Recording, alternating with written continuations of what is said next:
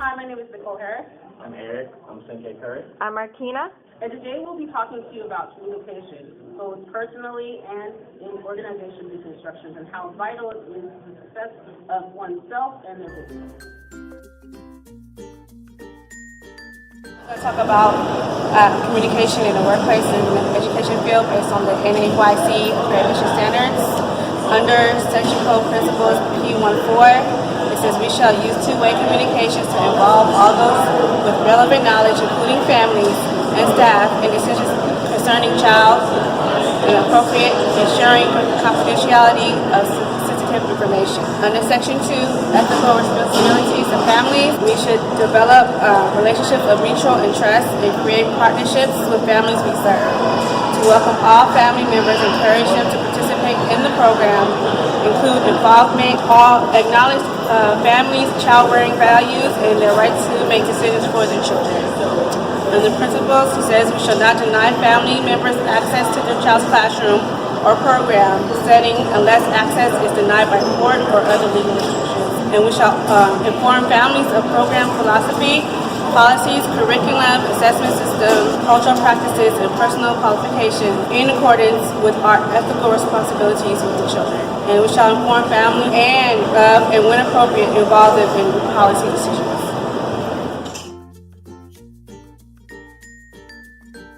Hello, everybody. So communications is conveying a thought to people to get them to do the things that you need. One of the key components to communicating effectively is active listening. Nicole, what's active listening? Well, active listening is when you're not thinking about something else like, did I buy the milk? Did I feed the dog? It's actually being present in that moment, listening through that conversation. Is that like communicating with people? Yes, it is. So when you're on the phone with somebody and you're just going,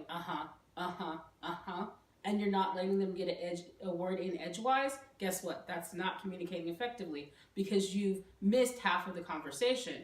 But by saying, what I heard you say was this, you are letting that person say, yes, they said this, or no, they did not. So you understand the information thoroughly. Nicole, being that you are visually impaired, how do you communicate in business? Well, in business, it's very important that you have a structure in place. That means having people have assigned tasks and having them repeat back saying, what I heard you say is, I need you to do this at this time and this date. Then you can say, okay or no.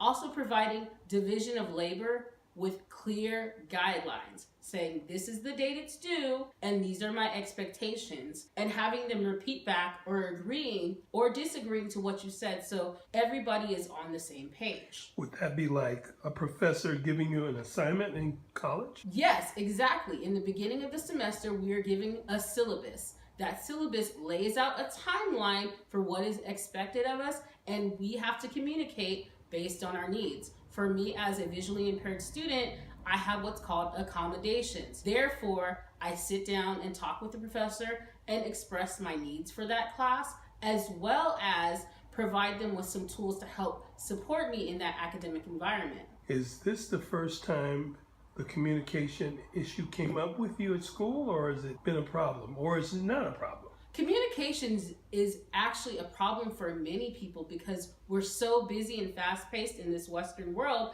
that we do not take the time to listen actively. We're so busy thinking about, oh my gosh, did I feed my animal on my iPad, or did I mark this on Facebook, that we're not paying attention to what people are saying. What about communication and technology? Communication and technology is a very interesting thing because saying things with emojis is not communicating effectively as if you were to call a person. When people send text messages, it can get lost in translation because there is no verbal and emotional cues to read. So if you say something, it might just get lost and you might get into a big fight. So is this why there's a lot of problems with social media on Facebook? Yes, because typing does not equal feeling. When you hear the inflection of somebody's voice, or you hear them pause or breathe heavy or sigh, you can kind of read that, especially as a visually impaired person.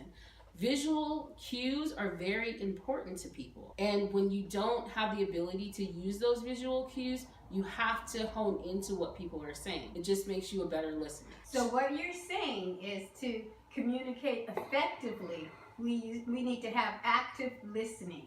And we need to take all the clutter out and listen to the person directly and make sure they understand what we're saying. That's what I'm getting from you today. Yes, when you clean out the clutter, both in your personal conversations and even in the business world. When you clean the clutter, guess what? You're going to have a clearer conversation and you're going to be an excellent communicator.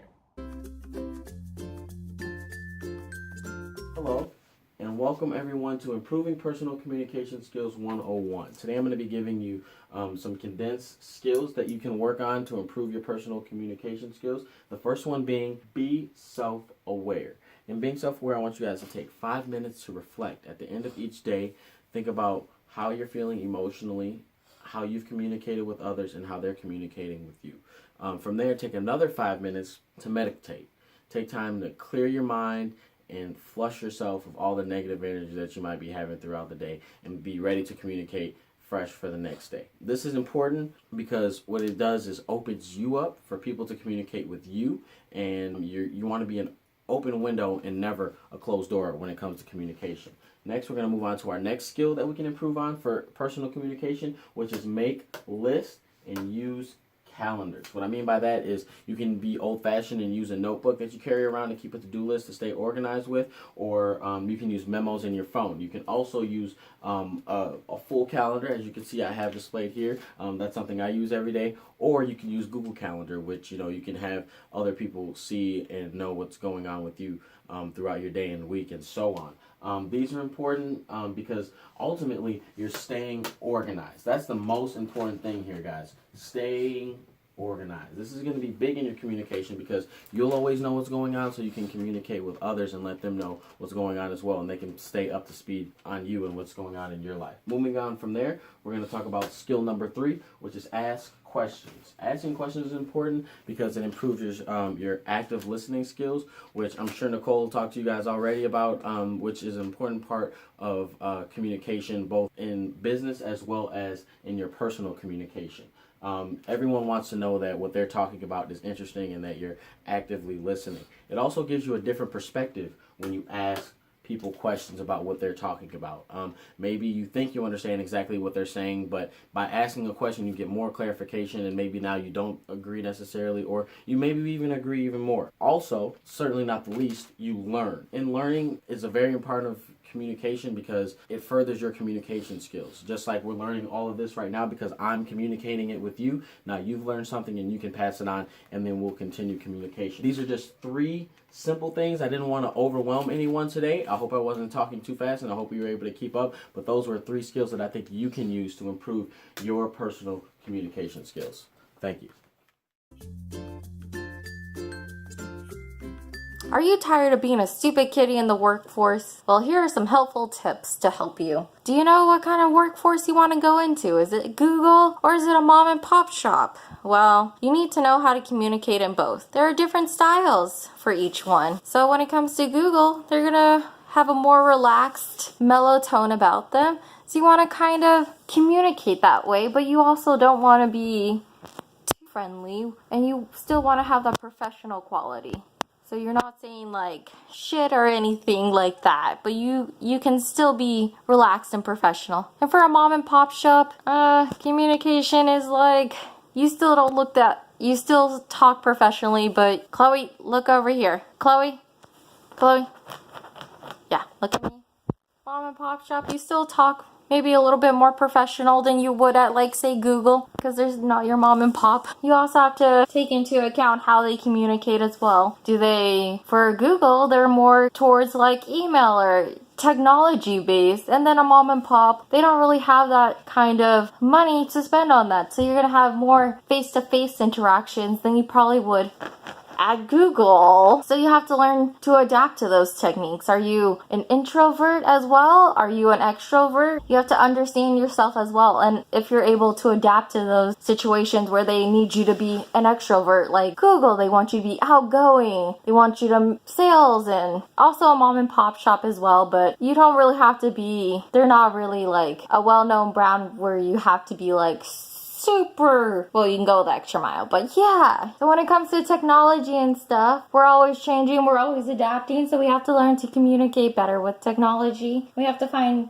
ways if we, also communication, the number one thing is to speak up for yourself, understand yourself, and if you want to really get promoted and so on, you really gotta make a brand for yourself. You gotta set yourself apart. What's going to set you apart from the rest of everybody else? Communication means for you. Communication is the ability to interact with different people on a social level. Well, and how do you like to communicate? Physically, I communicate using my mouth, but as well as speaking English with some of my friends, Spanish with my family. Communication can go both ways. You know, you could text, instant message, Skype, whatever the case is. So tell me about good communication and its effectiveness and significance. Good communication is face-to-face because you are able to actually understand what people are saying, unlike text messaging or using a messenger app, because sometimes people could act sarcastic online and you would take it the wrong way. Tell me about bad communication and give me an example of an incident where bad communication has occurred with you. Bad communication would be like through texting and ways like that, because you could message them, "You're so stupid," without, you know, just in that context, and they're just like, "Why you call me stupid? What'd I do to you?" When in reality, you're just playing a joke on them. Do you communicate differently based on your environment or environments? For example, how do you communicate at school or work versus with your family or friends? With friends, I communicate more casually through text messaging, emails, stuff like that. But with family, I'm more face-to-face. You know, I have to talk to them a different way, different mannerisms. Do you find it difficult or easier to communicate with someone who is very similar to you? And how about communicating with someone who is very different from you? Is that also easier or much difficult? Talking with somebody more that's like me is much easier because I'm able to express myself a little more casually because they're able to understand what I'm talking about. They're not questioning why I'm talking like this. With a person that's the complete opposite from me, on the other hand, it's much difficult because they are like, "Why are you talking like that? Why are you being so, you know, different?" Right on. How can good communication improve the world? Good communication can improve our world by basically good communication. You get good relationships. Communicating frequently helps you get a better understanding of a person, a place, certain objects. Awesome. Thank you for your time, Mario. No problem.